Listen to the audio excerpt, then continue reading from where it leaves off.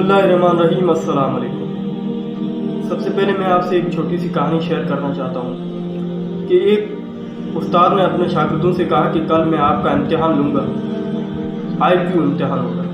तो बच्चे तैयारी करके आए। दूसरे दिन उस्ताद ने क्या किया कि हर एक बच्चे को एक सफ़ेद पेपर दिया और उस पर काला दाग था। शागिर्दों से कहा कि आप इस सफ़ेद पेपर के बारे में कुछ ना कुछ लिखें।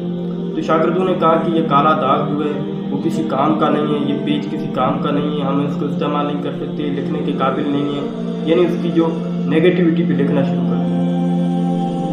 रिकॉर्ड वक्त के बाद जो है टीचर ने पेपर लेना शुरू किए, वापस लिया और दूसरे दिन जो है वो रिज़ल्ट आउट की तो सारे बच्चे फेल थे। तो बच्चों ने कहा कि उस्ताद जी इसमें तो कोई ऐसी बात ही नहीं थी जो आपने हमें फेल कर दिया।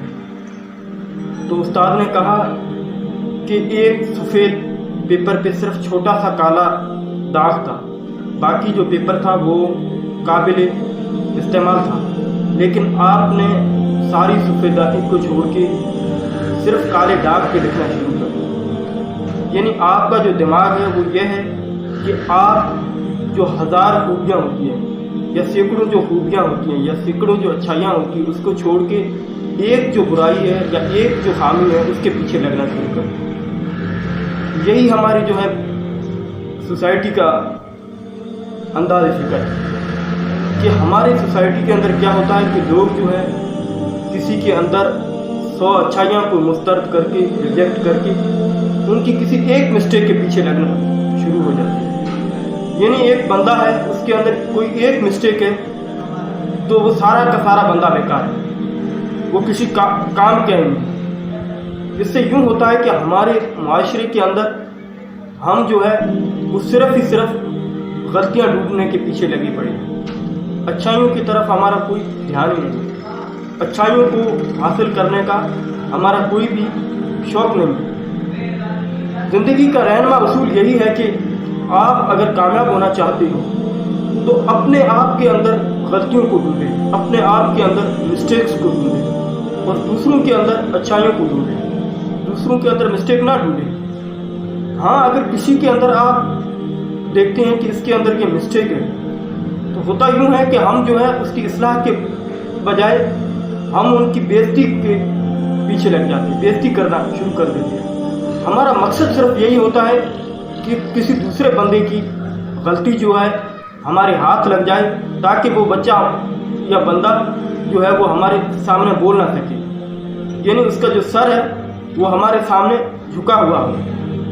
उससे यूँ होता है कि हम एक आज़ाद कौम होने के बावजूद अपने ही माशरे के अंदर जो है ग़ुलाम बनाने के चक्कर में, हर एक को ग़ुलाम बनाने के चक्कर में, हर एक को हमारे जहन में ये तर्ज़ फ़िक्र है कि हम चाहते हैं कि जो दूसरा बंदा है वो हमारा ग़ुलाम हो, वो हमारे सामने सर झुके झुके बात करे, वो हमारे सामने कभी भी सर उठा के बात ना करे।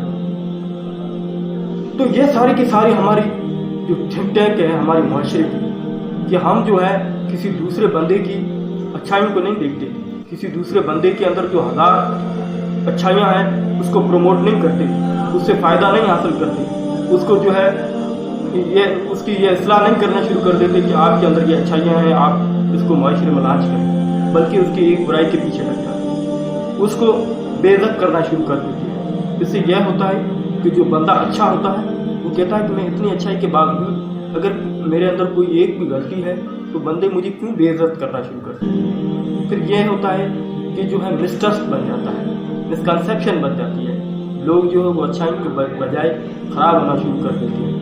लोगों के अंदर जो है वो लोग प्रोवोक नहीं होते बल्कि बेकार होना शुरू हो जाते हैं। किस वजह से?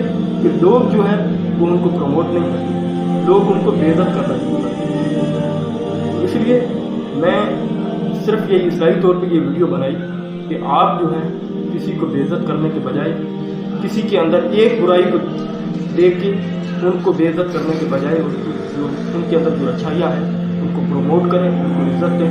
इंशाअल्लाह ये माशरा खुद ब खुद अच्छा की तरफ आएगा। वाखिर दावाना अल्हम्दुलिल्लाह।